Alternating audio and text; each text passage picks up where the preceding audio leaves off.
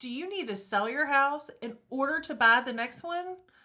Well, you're like a lot of us, and things happen and we get a lot of questions. Work out. Do I move first? Do I sell first? Do I buy first? Who do I talk to? Where do I start? So many questions swirl around and around in your head until like you can't do anything and you're paralyzed there to make any action. Does this happen to you? Does this sound familiar? Well, my name is Katie McDaniel and I'm with Keller Williams Realty. And today we're going to chat about your options when you need to sell first so you can use that money from your house to be able to buy the next one. Or maybe you don't even need to use the money, but you still have to sell to buy. So let's start, because I love stories, talking about one of my clients. And I keep names safe. We're just going to call her Midge. Well, Midge had lived in her house, I believe, 38 years. That's a long time to be in a house. And she was still sure she was ready to move. She'd raised her family there, she had grandkids, and she was getting ready to retire. And she wanted to live a life of ease and not worry about taking care of the house or what's going to happen with it in a house that is that old, and wanted to buy something new, looking maybe even at a patio home where everything was taken care of for you. So we kind of talked about our options and what was important to her. For her, she was going to use the equity of her house to buy the new one. So she really wanted to know how much money she was going to get out of her house so she knew how much to have on the next one. She did not want to overspend. So for her, what we talked about and what she decided was she wanted to go ahead and put her house on the market. Let's get it under contract. Let's get it sold.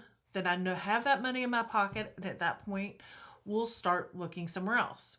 She was aware this would cause her to move twice, which is never fun for anyone, but she loved the idea of moving twice over not knowing what she was going to get. So that's exactly what we did. We started prepping her house for market. We started getting it ready. And then we got it on the market. We started having buyers come in, open houses, people looking, getting some great feedback, just waiting for an offer. And as we all do, when we're looking at buying a house, what are we doing? We are shopping for a house online.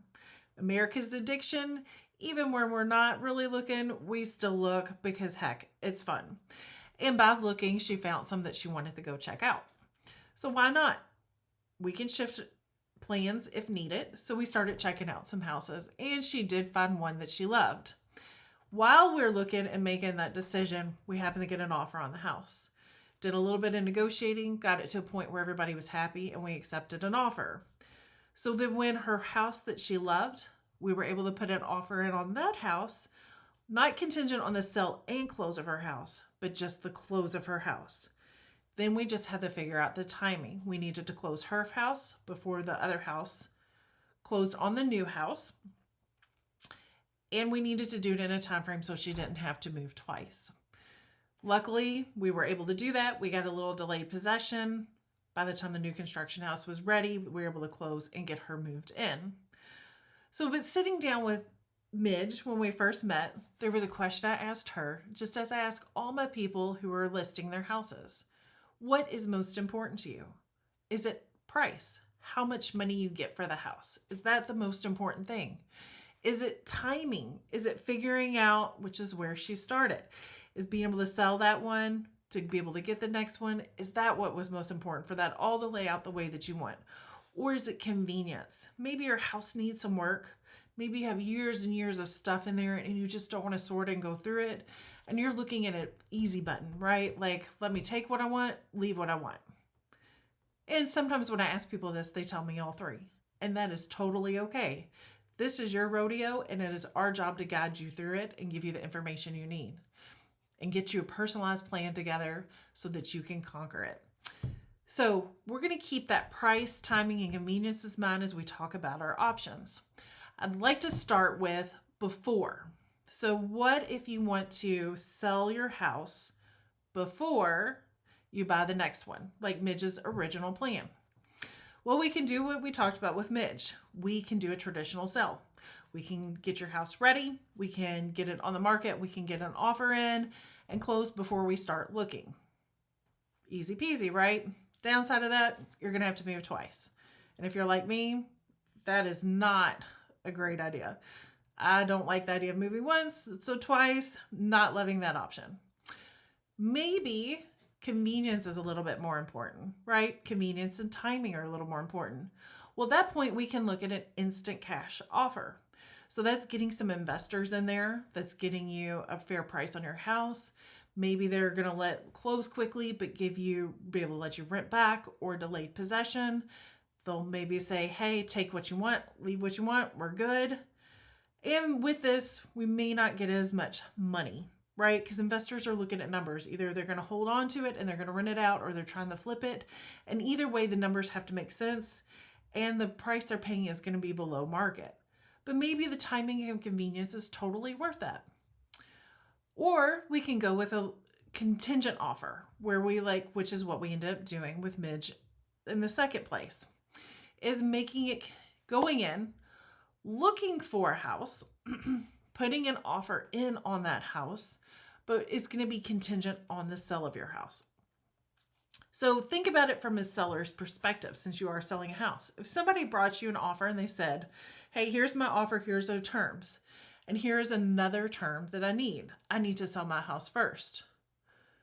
Probably not super excited about that, right? Because we know how many things could go wrong with selling the house.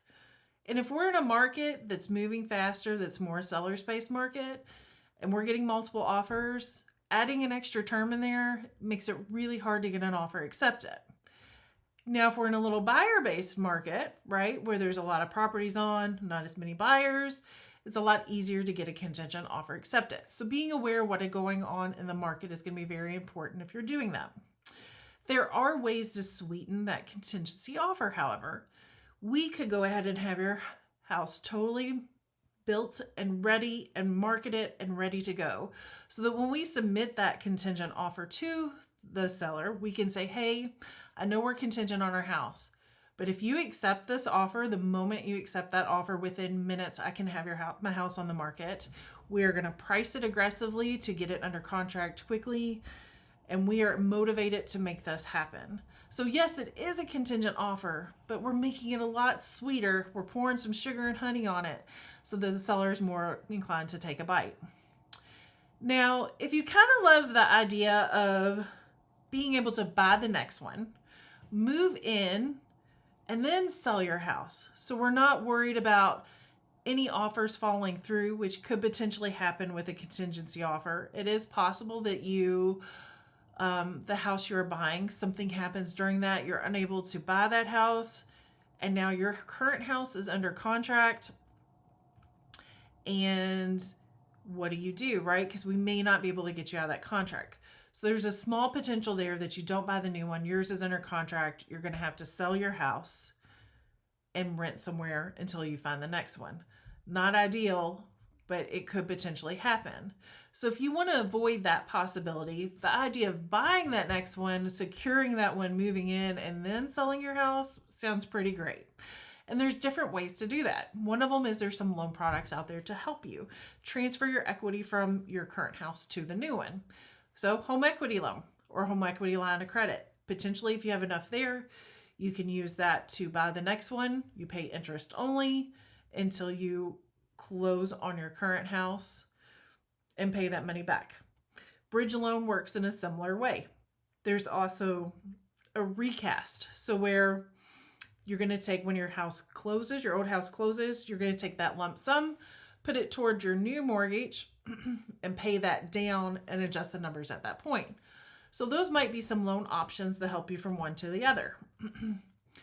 Or potentially, when you put your house on the market, you could ask for a reverse contingency. So where before we're saying we're contingent on selling our house, we're going to tell the buyer that's under contract on our house, like, hey, we're happy to sell you this house, but we've got to find our house first. So some buyers will be totally okay with that. If they've got a nice timeline, they can wait it out and figure it out. But we're also going to lose some buyers and potentially not get as much money because we're doing a reverse contingency. That's a path you choose. That's the path you choose. Potentially, we could also say, hey, buyer, we're cool with you buying the house, but we are looking for another house and we need either a longer close and or some delayed possession. Typical close is 30 to 45 days, and maybe we ask them for a longer close and a longer close with a longer delayed possession to be able to find and close on the next house. All these options are definitely possible for you. But maybe you don't want to take any of those options at all. Maybe you want to hold on to your rate. If you're like a lot of us that has a 2, 3, 4% rate, like not super excited about walking away from that, and you love the idea of being able to hold on to that and still get that next house, well, there is a way to do that. What if you held onto your house as an investment property? You could rent it out to someone. So now somebody else is paying that mortgage down. They're paying your property taxes down, or paying for your property taxes, paying your insurance, and potentially even paying you a little bit more. So not only do you get to hold on to that amazing rate that we all love, that will probably never come back around again, but you get to hold on that rate. Somebody else pays your property taxes, interest, principal, everything down for you, and you get the new house. So did any of these ideas intrigue you, get you a little bit excited? Well, give me a call. Let's get a personalized plan together. Looking forward to talking to you.